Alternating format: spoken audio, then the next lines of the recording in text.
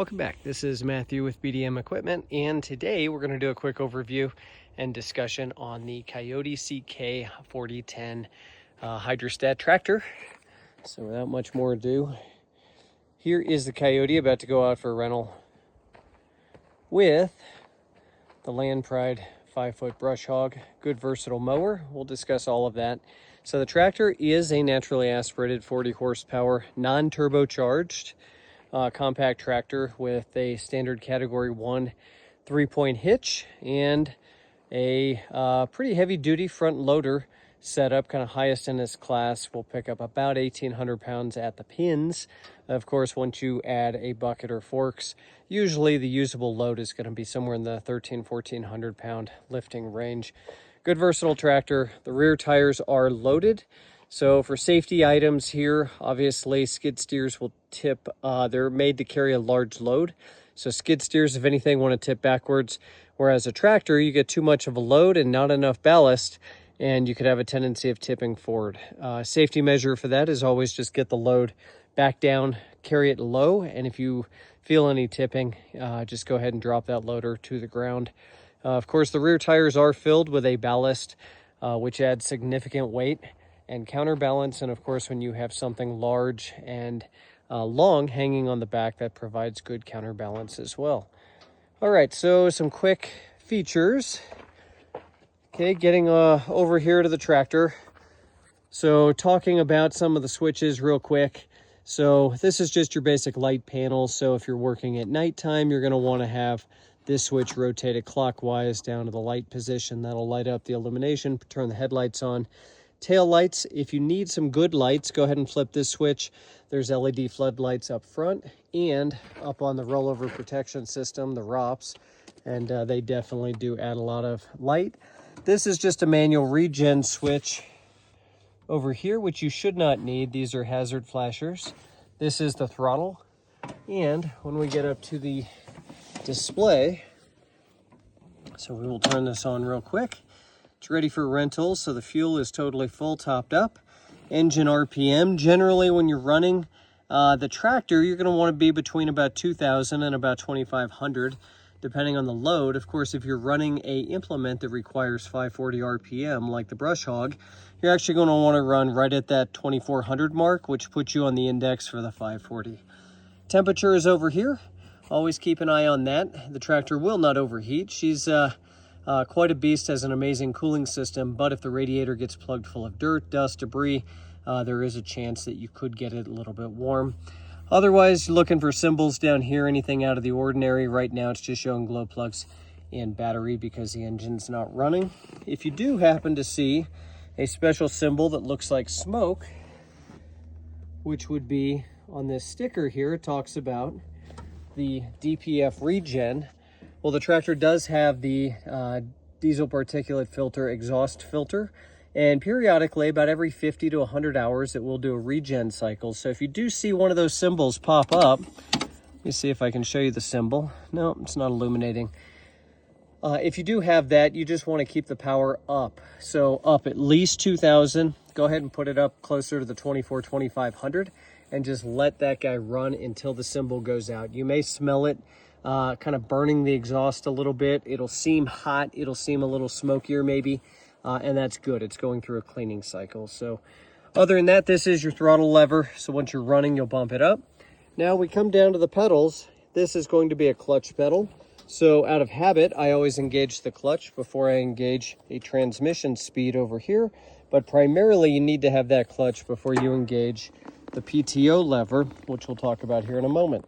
So to start, you want to have the parking brake on. So we're going to depress the brake. Use your other foot to press the parking catch, and that will hold the brake on. Press the clutch pedal in, and then we're going to turn the key. Tractor comes to life. This is throttle. So now, selecting a gear, generally you're going to work in the low range gear. And in the low range gear, now we use the hydrostat. So if the parking brake is off, hydrostat goes forward, hydrostat goes backwards. And just use a little caution when the hydraulic fluid is really cold. sometimes it can be a little slow to return. So if you're working close to a house or a barn, you may need to back it up or just press the brake while it springs back up. Other than that, to engage PTO, you're going to want to be at idle, clutch in, PTO lever, go ahead and engage, and then take a quick look. You want to make sure everything is clear back there. You also want to make sure there's not too much angle on the drive shaft, prop shaft. So we look pretty good there.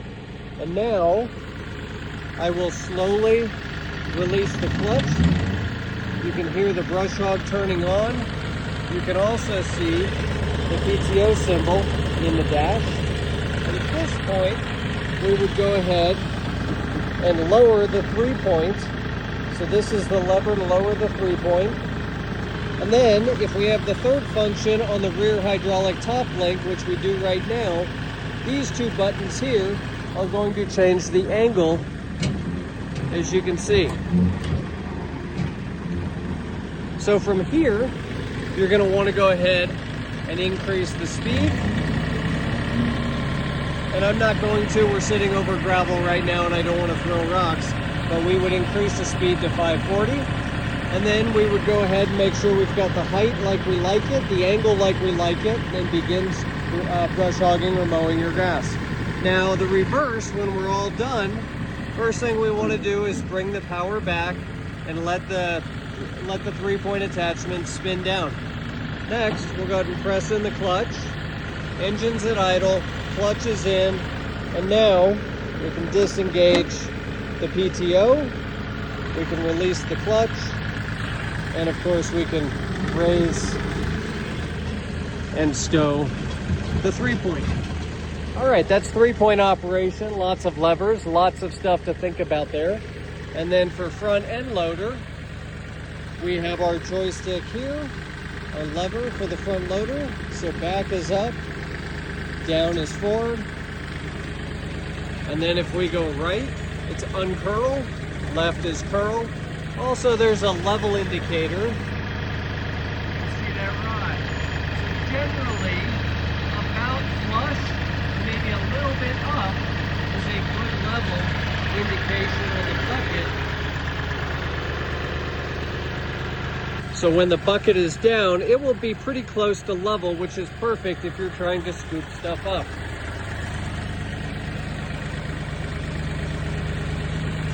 So speaking of which, for scooping stuff up, you want to be gentle. It's not a skid steer, it's not a bulldozer, it's a compact tractor. So if you push too hard or try to ask too much, you can bend and damage the front loader arms.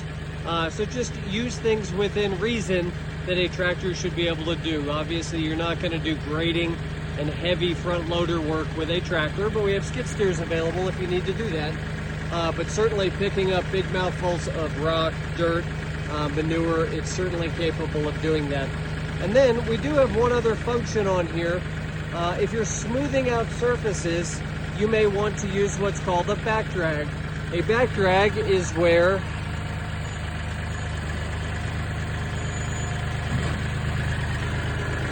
we curl the bucket back to smooth gravel, smooth dirt.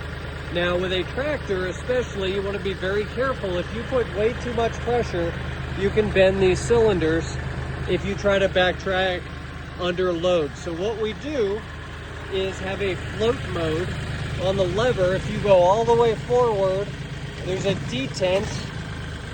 You push it all the way in, you'll feel that detent. And when you do, it now unloads the front loader, so it will just move with the terrain up and down, and it takes all of the pressure off. So that is how you back drag if you need to do smoothing with the tractor, and that will remove all of the force. Otherwise, you can literally pick the tractor up with the loader, but that is so much force that you can bend and break things if you start moving when you have it under that much load. So please, if you're doing any back dragging, always use the float mode. And that's all the way forward into the detent. So with that, I think that's a good overview of the Kioti tractor. When you're all done with it, if you wouldn't mind, just have the big debris cleaned off. And of course, the fuel tank back here, just straight diesel fuel, carries 9 gallons. And of course, If you can't fill it up, that's fine. We have fuel here at BDM, and we can get it filled back up when you return it. So that's it. Once again, thank you very much.